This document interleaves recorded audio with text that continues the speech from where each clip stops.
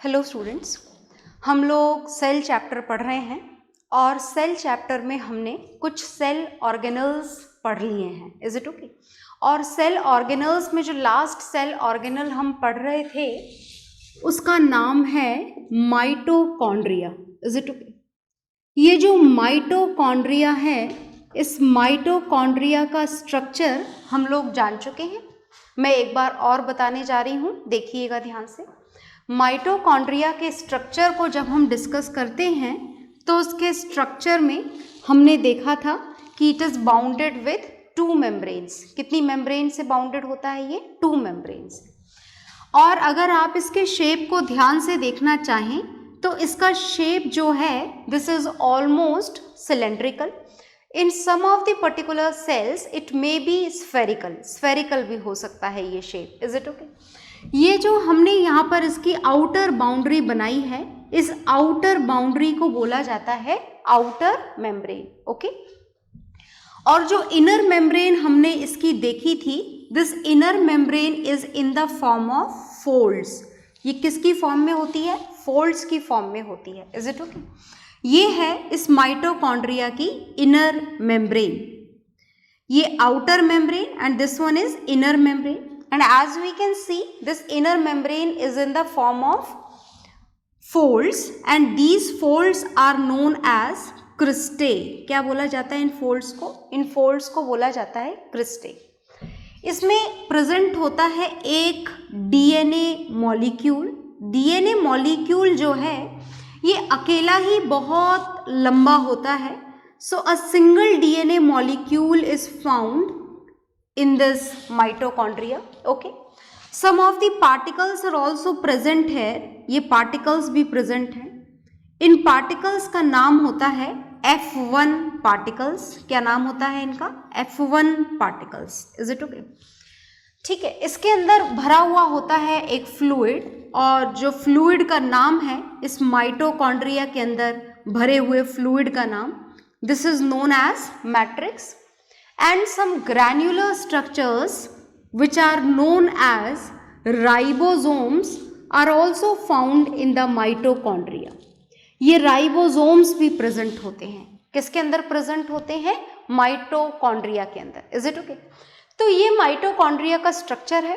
Present कहाँ पर होता है? दोनों में, प्लांट सेल में भी और एनिमल सेल में भी, यूकैरियोटिक सेल में भी और प्रोकैरियोटिक में नहीं। प्रोकैरियोटिक सेल के अंदर माइटोकॉन्ड्रियाज क्या होते हैं? They are absent. अब अगर बात माइटोकॉन्ड्रिया के नंबर्स की करें, that how many mitochondrias are there, तो माइटोकॉन्ड्रिया एक भी हो सकते हैं और एक से ज़्यादा भी हो सकते हैं। ये बात आपको ध्यान रखनी है। अब हमें जो पढ़ना है, हमें पढ़ना है माइटोकॉन्ड्रिया का फंक्शन, कि आखिर ये काम क्या करता है ह्यूमन बींग्स की सेल में या लिविंग बींग्स की सेल में या प्लांट की सेल्स में। क्या फंक्शन होता है इस माइटोकॉन्ड्रिया का? तो फंक्शन देखिएगा। फंक्शन बताने से पहले इसके एक स्पेसिफिक फंक्शन के कारण इसको एक बहुत ही स्पेसिफिक नाम दिया गया है। क्या नाम दिया गया है? ये जो माइटोकॉन्ड्रिया है, इस माइटोकॉन्ड्रिया को बोला जाता है power house of a cell. क्या बोला जाता है इस माइटोकॉन्ड्रिया को? Power house of cell.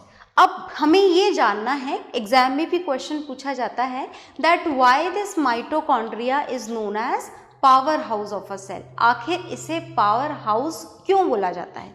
तो कारण सुनिए। कारण ये है कि हमारी बॉडी के फंक्शन में जो मेन फंक्शन इस माइटोकॉन्ड्रिया के अंदर होता है, दैट इज रेस्पिरेशन। कौन सा फंक्शन कंप्लीट होता है? रेस्पिरेशन। Is it okay? अब ये रेस्पिरेशन क्या होता है, मैंने आपको पहले भी बताया था। Respiration can be defined as the, can be known as the liberation of energy. Respiration can be defined as the liberation of energy from the digested food. That is known as respiration. आ गई बात समझ में? तो अब हमको इस respiration के statement को केमिकल रिएक्शन में कन्वर्ट करना है। तो चलिए देखिएगा, मैं आपको बता दूं कि इसके अंदर क्या होने वाला है। माइटोकॉन्ड्रिया के अंदर क्या बोल रहे हैं हम इसे? माइटोकॉन्ड्रिया को हम बोल रहे हैं power house of a cell. That means energy is going to be produced. देखिए आपने खाना खाया, उस खाने को डाइजेस्ट करा, खाने को खाने से और खाने को डाइजेस्ट करने से एनर्जी नहीं मिलती है, एनर्जी मिलती है इस प्रोसेस से। कौन से प्रोसेस से? रेस्पिरेशन से, जो कहाँ पर होने वाला है? माइटोकॉन्ड्रिया के अंदर। Is it okay? तो देखिएगा जो ग्लूकोज जो है, ये ग्लूकोज क्या है, पहचानते हैं क्या आप? Glucose is, this is glucose. ये किसका फॉर्मूला लिखा है मैंने? ये हमने फॉर्मूला लिखा है ग्लूकोज का। और जो ग्लूकोज होता है वो होता है आपकी बॉडी में डाइजेस्टेड फूड, जिसका डाइजेशन हो चुका है, उसका नाम क्या है? उसका नाम है ग्लूकोज। Is it okay? और ये ग्लूकोज कंबाइन होता है ऑक्सीजन से। किससे कंबाइन होता है? ऑक्सीजन से। Is it okay? ऑक्सीजन कहाँ मिली अब इस ग्लूकोज को कंबाइन होने के लिए? So this oxygen is obtained by the breathe in process. Is it okay? जो ब्रीथ इन करते हैं आप, जो इनहेलेशन करते हैं, जो कंटिन्यूस ऑक्सीजन गैस का इनटेक आपकी बॉडी में होता है, this oxygen is going to combine with the glucose। भूले तो नहीं ना ग्लूकोज क्या है? Glucose is the digested food। is it okay? Now these both will combine with each other. Now listen, look here very carefully that what will be the products form. Then first product form is 6 molecules of carbon dioxide, जो हम क्या कर देते हैं? Excel कर देते हैं। Plus बनते हैं यहाँ पर मॉलिक्यूल्स ऑफ वाटर। क्या बनता है? Water molecules. Is it okay? और साथ में क्या बनता है? बहुत ध्यान से देखिएगा, साथ में बनता है 38 मॉलिक्यूल्स। 38 मॉलिक्यूल्स किसके? 38 मॉलिक्यूल्स। 38 मॉलिक्यूल्स बनते हैं इसके। क्या है ये? ATP। And what is this ATP here? This ATP full form is adenosine। बहुत ध्यान से देखना, A for adenosine, T for tri and P for phosphate. So this ATP is adenosine triphosphate, and this adenosine triphosphate is a very high energy molecule in which energy of our body can be stored, not can be, it is definitely going to stored, where? In the form of ATP molecules। is it okay? तो ये है वो main reaction जो कहाँ पर होती है? Mitochondria के अंदर। Is it okay? क्या होती है? देखिए ग्लूकोज का मॉलिक्यूल है। कहाँ से आया ग्लूकोज का मॉलिक्यूल? आपके खाए हुए खाने के डाइजेशन से। Is it okay? और किसने रिएक्शन करी इसके साथ में? ऑक्सीजन गैस ने। क्या प्रोडक्ट बना? First product carbon dioxide, second product water. Carbon dioxide का क्या होगा? एक्सेल कर देंगे हम। और ये यहाँ पर क्या बनी है? ये है इस रिएक्शन का main product which is 38 molecules. किसके मिले हमें? 38। Adenosine triphosphate. क्या है ये adenosine triphosphate? It's a simple energy molecule. So this is the use of mitochondria in our cells। is it okay? तो आप इसके स्ट्रक्चर को आई होप आपने लास्ट क्लास में ड्रॉ कर लिया होगा, और अगर नहीं करा है तो अभी वीडियो पॉज करके आप इसे ड्रॉ करेंगे, इस रिएक्शन को लिखेंगे, write down each and everything whatever is there on the board. Okay, so do it fast. तो आप वीडियो पॉज करके नोट डाउन करेंगे। और अब हम इस माइटोकॉन्ड्रिया के बाद में कुछ और पढ़ने जा रहे हैं, नेक्स्ट सेल ऑर्गेनल पढ़ने जा रहे हैं। ध्यान से देखेंगे और सुनेंगे आप नेक्स्ट सेल ऑर्गेनल को। सेल ऑर्गेनल ही पढ़ रहे हैं हम इतने टाइम से। The part of the cells which are present inside the cytoplasm is known as cell organelles. Is it okay?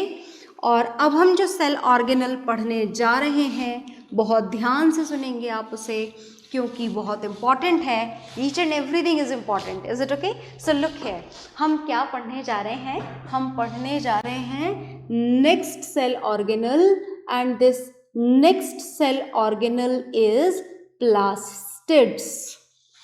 बहुत ध्यान से सुनिएगा, हम प्लास्टिड्स पढ़ने जा रहे हैं। Is it okay?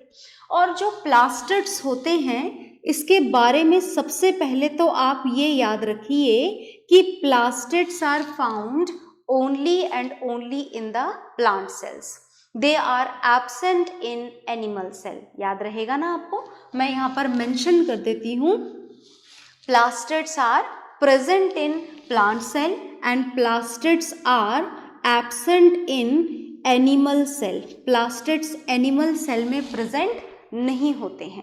तो this point can be written as the difference between the plant cell and animal cell. अगर आपसे डिफरेंस पूछा जाए that what are the differences between plant cell and animal cell, then this can be written that plant cell are having the plastids in them whereas animal cell does not have plastids in them. Is it okay? तो चलिए आगे चलते हैं हम।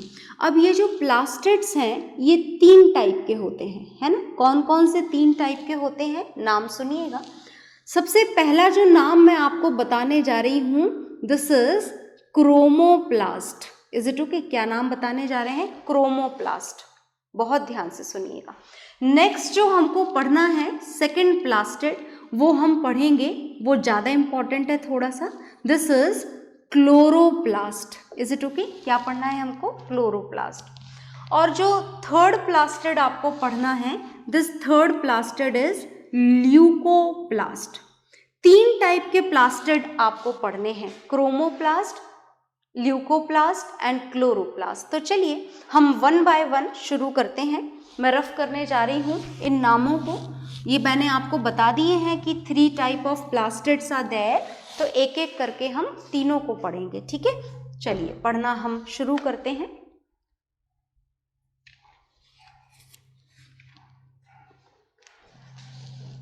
हम शुरू करने जा रहे हैं, देखिएगा। हम जो शुरू करने जा रहे हैं सबसे पहले, दिस इज क्रोमोप्लास्ट। बहुत ध्यान से सुनिएगा। क्रोमोप्लास्ट को आपको फुल डिटेल में नहीं पढ़ना है, बस हल्का सा सुनना है। ध्यान से सुनिएगा क्रोमोप्लास्ट के बारे में आपको क्या जानना है। देखो, क्रोमो वर्ड मैंने आपको पहले भी बताया था, याद है आपको? जब हमने is matter around us pure chapter पढ़ा था, तो ये वर्ड हमने वहाँ पर जाना था। क्रोमा मीन्स, क्रोमा का मतलब याद है आपको? क्रोमा का मतलब होता है कलर। क्या मतलब होता है क्रोमा का? कलर। तो क्रोमोप्लास्ट का मतलब colourful, something colourful, and the thing which is colourful is except then green, है ना। Chromoplast are always colourful but they don't have green colour in them. कौन सा कलर नहीं होता है इनके अंदर? ग्रीन कलर नहीं होता है। Is it okay? पर वैसे ये कलरफुल होते हैं। तो क्या आप समझ गए कि ये क्रोमोप्लास्ट कहाँ पर प्रेजेंट होते हैं? ये क्रोमोप्लास्ट की जो प्रेजेंस होती है, they are present in the petals of flowers. ये कहाँ पर प्रेजेंट होते हैं?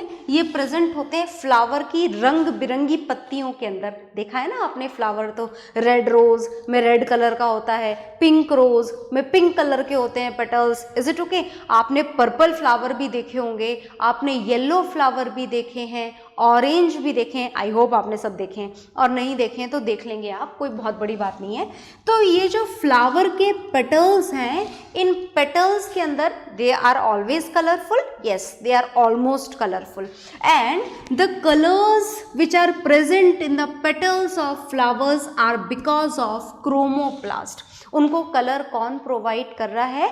फूलों की लीव्स को कलर कौन प्रोवाइड कर रहा है? फ्लावर की लीव्स को कलर प्रोवाइड कर रहा है प्लास्टिड। कौन सा वाला प्लास्टिड? क्रोमोप्लास्ट। याद रहेगा? Is it okay? तो चलिए भाई, हमें इसकी प्रेजेंस तो समझ में आ गई, कलर भी समझ में आ गया, तो क्या हमें क्रोमोप्लास्ट का फंक्शन समझ में आया? फंक्शन समझ लें, क्रोमोप्लास्ट का फंक्शन समझ लेते हैं। चलिए फंक्शन जानते हैं। क्या फंक्शन है क्रोमोप्लास्ट का? बहुत ध्यान से सुनिएगा। क्रोमोप्लास्ट का फंक्शन है अट्रैक्ट करना। किसको अट्रैक्ट करना? इंसेक्ट्स को अट्रैक्ट करना। किसको अट्रैक्ट करता है? क्रोमोप्लास्ट कलरफुल होता है ना, रंग बिरंगा। तो इस कलरफुल होने के कारण फ्लावर की पेटल्स पर कौन आकर के बैठते हैं? अट्रैक्ट होकर इंसेक्ट। और जब फ्लावर के लीव्स पर ये इंसेक्ट आकर के बैठते हैं तो एक मेन फंक्शन कंप्लीट होता है। और क्या आप नाम जानते हैं उस मेन फंक्शन का? उस मेन फंक्शन का नाम होता है पॉलिनेशन। Is it okay? क्या आप पॉलिनेशन जानते हैं? चलिए, वैसे तो आपने जूनियर क्लासेस में पढ़ा हुआ है, पर फिर भी मैं आपको एक बार और बताती हूँ। देखिए, ये मैंने बनाया फ्लावर। ये क्या बनाई है हमने? ये हमने बनाई है फ्लावर की पेटल्स, जो किसको अट्रैक्ट करती हैं? इंसेक्ट को अट्रैक्ट करती हैं। पेटल्स में फ्लावर्स की पेटल्स में इंसेक्ट को कौन अट्रैक्ट करता है? प्लास्टिड। क्या नाम है उस प्लास्टिड का? क्रोमोप्लास्ट। Is it okay? यहाँ पर देखिए, अब इसके अंदर प्रेजेंट होते हैं ये पॉलन ग्रेन्स। क्या प्रेजेंट होते हैं? ये pollen grains. And this is a male reproductive organ of a flower. Is it okay? और इसके सेंटर में क्या प्रेजेंट होता है? इसके सेंटर में प्रेजेंट होता है ओवरी, स्टिग्मा एंड ऑल। मैं आपको इंडिविजुअली एक एक नाम नहीं बताने वाली हूँ, क्योंकि ये नाम फिलहाल आपको याद नहीं रखने हैं। बस ये याद रखें कि इन पॉलन ग्रेन के सेंटर में क्या पार्ट होता है? फीमेल रिप्रोडक्टिव ऑर्गन होता है। और इसके ऊपर वाले हिस्से को क्या बोला जाता है? इस सबसे टॉप मोस्ट पार्ट को बोला जाता है स्टिग्मा। क्या बोला जाता है? इसके टॉप मोस्ट पार्ट को स्टिग्मा बोला जाता है। Is it okay? तो सुनिएगा ध्यान से, ये जो इंसेक्ट आकर के बैठते हैं यहाँ पर, जो भी इंसेक्ट है, what ever the type of insect is, इनके पैरों से, हाथों से, मूवमेंट से ये पॉलन ग्रेन यहाँ से टूट जाता है और टूट के कहाँ पर गिर जाता है? स्टिग्मा पर। जब ये पॉलन ग्रेन यहाँ से टूटेगा, स्टिग्मा पर गिरेगा, तो अंदर जाएगा और पता है किसका फॉर्मेशन होगा? फॉर्मेशन होगा सीड का। ये सारी बातें आपको बहुत ज़्यादा नहीं समझनी है। Is it okay that according to class 9th it is not at all in our syllabus. So look here कि मैं आपको क्या समझाना चाहती हूँ, बहुत ध्यान से सुनना। आपको समझना बस ये है कि पॉलिनेशन का मतलब क्या होता है। Pollination is defined as the transfer of, ध्यान से देखिएगा, pollination is defined as transfer of pollen grain from anther to stigma. आई बात समझ में? Is it okay? मतलब पॉलन ग्रेन का यहाँ से टूटना और टूट करके स्टिग्मा पर गिर जाना, बस इस प्रोसेस को हम क्या बोलते हैं? पॉलिनेशन। क्या प्लांट में ये पॉलिनेशन होना ज़रूरी है? बिल्कुल ज़रूरी है, क्योंकि जब तक ये पॉलिनेशन नहीं होगा, किसका फॉर्मेशन नहीं होगा? सीड का फॉर्मेशन नहीं होगा। तो पॉलिनेशन किसकी वजह से हो रहा है? पॉलिनेशन इंसेक्ट की वजह से हो रहा है। और इंसेक्ट को कौन अट्रैक्ट कर रहा है? इंसेक्ट को अट्रैक्ट कर रही हैं कलरफुल पेटल्स ऑफ फ्लावर्स। और कलरफुल पेटल्स क्यों है फ्लावर्स की? Because of the presence of plastid whose name is chromoplast. आ गई बात समझ में? तो ये हमने क्रोमोप्लास्ट को थोड़ा सा जानना था, वो हमने जान लिया है। Is it okay? तो अब मैं इसको यहाँ से रफ करने जा रही हूँ। ये मैंने रफ कर दिया and chromoplast is done. Chromoplast हमें इतना ही पढ़ना था। अब जो नेक्स्ट हमको पढ़ना है वो हम पढ़ने जा रहे हैं second plastid, which is very important. बहुत ध्यान से सुनना, मैं आपको सेकेंड प्लास्टिड बताने जा रही हूँ। ये जो सेकेंड प्लास्टिड है मैं यहाँ पर लिखने जा रही हूँ, प्लास्टिड है ये। प्लास्टिड चाहे टाइप 1 हो, टाइप 2 हो या टाइप 3 हो, प्लास्टिड के बारे में जो कॉमन बेसिक इन्फॉर्मेशन मैंने आपको दी थी, that plastids are found only in the plant cell, they are absent in the animal cell. इस बात में अभी भी कोई चेंज नहीं है। मतलब हम जो सेकेंड प्लास्टिड पढ़ने जा रहे हैं, क्या नाम है सेकेंड प्लास्टिड का? इस सेकेंड प्लास्टिड का नाम है क्लोरोप्लास्ट। ये भी सिर्फ प्लांट सेल में प्रेजेंट होता है, एनिमल सेल में प्रेजेंट नहीं होता है। तो चलिए क्लोरोप्लास्ट के बारे में जानते हैं। कलर जान ले पहले, इस क्लोरोप्लास्ट का कलर जान लेते हैं। कलर होता है इसका सिर्फ और सिर्फ ग्रीन। है ना। Chloroplast are always green in colour, is it okay. क्योंकि क्लोरोप्लास्ट के अंदर ग्रीन क्यों होता है, क्योंकि इनके अंदर ग्रीन पिगमेंट प्रेजेंट होता है। क्या आप नाम जानते हैं उस ग्रीन पिगमेंट का? बिल्कुल जी, हम बचपन से पढ़ रहे हैं आखिर उसका नाम, and that green pigment which is present in the chloroplast, due to which the leaves of the plant, the leaves of the trees and sometimes the stem of the plant is also green in color. तो ये जितनी भी नाम मैंने आपको बताए, plant का stem, plant की लीव्स, इज इट ओके, ये सब ग्रीन किस कारण से होती हैं? Because of the presence of chlorophyll in them. और क्लोरोफिल कहाँ प्रेजेंट होता है? क्लोरोफिल प्रेजेंट होता है क्लोरोप्लास्ट में। और क्लोरोप्लास्ट कहाँ प्रेजेंट होता है? डेफिनेटली इसके अंदर। किसके अंदर? प्लांट सेल के अंदर, इज इट ओके। तो चलिए हम इस क्लोरोप्लास्ट का स्ट्रक्चर जानने जा रहे हैं। सबसे पहले क्या जानेंगे हम क्लोरोप्लास्ट का? हम क्लोरोप्लास्ट का स्ट्रक्चर जानेंगे। दिखता कैसा है ये क्लोरोप्लास्ट, जानना है आपको, ये ध्यान से देखिएगा। तो मैं क्लोरोप्लास्ट का स्ट्रक्चर यहाँ पर ड्रॉ करने जा रही हूँ। बिल्कुल बिग, इतना बड़ा क्लोरोप्लास्ट असली में नहीं होता है, बहुत छोटा होता है। आप प्रॉपरली समझें, इसीलिए मैं बिगर स्ट्रक्चर बना रही हूँ उसका। आप भी जब ड्रॉ करें तो you also draw it as much big as you can, okay. So this is the structure of chloroplast. बहुत ध्यान से देखिएगा, ये मैंने आपके लिए क्लोरोप्लास्ट का स्ट्रक्चर बनाया है और आपने नोट कर लिया होगा इसकी खास बात जो मैं बना चुकी हूँ। किसका स्ट्रक्चर बना रहे हैं हम? क्लोरोप्लास्ट का। और कौन सी खास बात नोट कर चुके हैं हम ये खास बात नोट कर चुके हैं that this chloroplast is bounded with 2 membrane. कितनी मेम्ब्रेन से बाउंडेड होती है ये? 2 मेम्ब्रेन से। तो 2 मेम्ब्रेन से बिल्कुल माइटोकॉन्ड्रिया की तरह, है ना। तो ये जो 2 मेम्ब्रेन हमको यहाँ पर बनानी है, ये हमने बनाई। फर्स्ट वाली मेम्ब्रेन जिसका नाम हमने क्या लिख दिया? Outer membrane. और ये है अंदर वाली मेम्ब्रेन जिसका नाम हम क्या लिखेंगे? इसका नाम हम लिखेंगे इनर मेम्ब्रेन। क्या नाम लिखेंगे हम? Inner membrane, is it okay. इसके अलावा इसमें ऐसे मेम्ब्रेन के फोल्ड्स प्रेजेंट होते हैं। देखिए ये मेम्ब्रेन के फोल्ड्स हैं, दिख रहे हैं आपको? ये मेम्ब्रेन एक के ऊपर एक, एक के ऊपर एक, बिल्कुल है ना, पाइल की तरह जमे हुए बिल्कुल ऐसे प्रेजेंट होते हैं। दिख रहा है सारे बच्चों को? ये जो मैंने बनाया है इनको हम बोलते हैं ग्रेनम। क्या बोलते हैं हम इनको? इनको हम बोलते हैं ग्रेनम, इज इट ओके। आई बात समझ में? और ये जितने भी ग्रेनम यहाँ पर बनाए गए हैं, they all are interconnected with each other. देखिए सारे आपस में इंटर कनेक्टेड है, और जिसके थ्रू ये इंटर कनेक्टेड है, इस कनेक्टिंग ये जो ट्यूब्यूलर स्ट्रक्चर जो आपको दिखाई दे रहा है, this is known as lamella. क्या बोला जाता है इसको? इसको बोला जाता है लैमेला।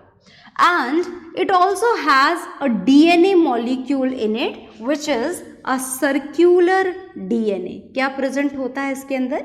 Circular DNA। DNA की फुल फॉर्म आपको याद रखनी होती है, which is deoxyribonucleic acid, okay. इसके अलावा इसके अंदर भरा होता है एक फ्लूइड, इज इट ओके। पूरे इसके अंदर एक फ्लूइड भरा हुआ होता है, और इस फ्लूइड का नाम जो इसके अंदर फिल्ड होता है, this fluid is known as stroma. क्या नाम होता है इस फ्लूइड का? Stroma. And one more thing is present, look here. ये क्या बनाया है हमने? ये हमने बनाया है starch. This is starch grain. क्या बनाया हमने? ये स्टार्च ग्रेन। तो finally the structure of chloroplast is done. हो गया है क्लोरोप्लास्ट का स्ट्रक्चर, इज इट ओके। देखिए दोबारा देखिए, ये मेम्ब्रेन्स हैं एक के ऊपर एक, जिनको हम ग्रेनम बोलते हैं, ग्रेना भी बोलते हैं कभी कभी, is it okay. And all these are connected with each other with this structure which is known as lamella. A fluid is also filled inside it which is known as stroma, is it okay. It is also having its individual DNA molecule which is here circular DNA, okay, and a starch grain is also present in it. अब हमें जानना ये है chloroplast का structure तो हमने जान लिया, आप इसे ड्रॉ भी कर लेंगे। अब हमें ये जानना है कि आखिर क्लोरोप्लास्ट का काम क्या होता है ना, फंक्शन क्या होता है क्लोरोप्लास्ट का। तो चलिए हम इसका फंक्शन जानते हैं। फंक्शन ये है क्लोरोप्लास्ट का, आप पहले से नोट डाउन कर लें ताकि हम फंक्शन लिख सकें इसके। तो नोट डाउन करेंगे, आप इसके स्ट्रक्चर को ड्रॉ करेंगे।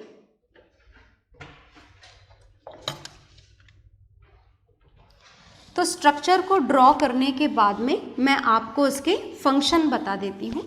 इसका एक ही फंक्शन है जो आपको याद रखना है, और क्या है वो function? This chloroplast in the plant cell is actually a site of photosynthesis. Is it okay? What does it mean? क्या बोला मैंने आपको? मैंने बोला कि when we are talking about the function of chloroplast, then this chloroplast act as a site of photosynthesis। इसका मतलब ये है कि जैसा कि ये हम पहले ही जान चुके हैं कि ये जो प्लास्टिड है ये सिर्फ किस में प्रेजेंट है? प्लांट सेल में। मतलब क्लोरोप्लास्ट भी सिर्फ किस में प्रेजेंट है? प्लांट सेल में। तो प्लांट सेल में जो फोटोसिंथेसिस प्रोसेस होता है, याद है ना फोटोसिंथेसिस? तो photosynthesis is the preparation of food by the plant cell. तो जो फोटोसिंथेसिस प्रोसेस प्लांट सेल में होता है, ये कहाँ पर होता है? ये फोटोसिंथेसिस प्रोसेस प्लांट सेल के अंदर इस क्लोरोप्लास्ट में होता है।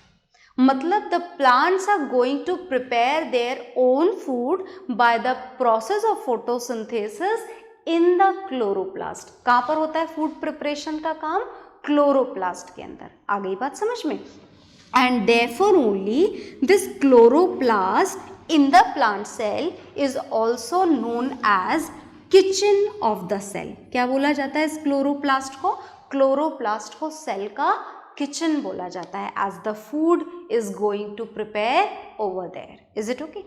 तो ये था हमारा सेकेंड प्लास्टिड, और अब आपको पढ़ना है थर्ड प्लास्टिड, जिसके बारे में आपको ज़्यादा नहीं जानना है, थोड़ा सा ही जानना है। ये जो थर्ड प्लास्टिड है इसका नाम है ल्यूकोप्लास्ट, और इसके बारे में आपको सिर्फ दो बातें जाननी है, और वो दो बातें ये हैं कि पहली बात तो ये है कि this leucoplast which is a plastid is colourless. कैसा होता है ये प्लास्टिड? कलरलेस होता है, doesn't have any colour at all. और दूसरी जो काम की बात है वो है इसका फंक्शन, कि आखिर ये काम क्या करता है प्लांट के अंदर। तो प्लांट के अंदर इसका फंक्शन होता है स्टोरिंग का। किसी भी चीज़ को स्टोर करने का जो काम है that is done with the help of leucoplast. तो हमें ल्यूकोप्लास्ट के बारे में बस ये दो ही बातें जाननी थी। पहला कि ये कलरलेस होता है, और दूसरा इसका जो फंक्शन होता है वो होता है स्टोर करने का। तो जो भी आपके सामने लिखा हुआ है, वीडियो को पॉज करके आप नोट डाउन करेंगे। Is it okay? और इसके बाद में नेक्स्ट सेल ऑर्गेनल हम पढ़ेंगे नेक्स्ट क्लास में। ओके, सो बाय एवरीवन।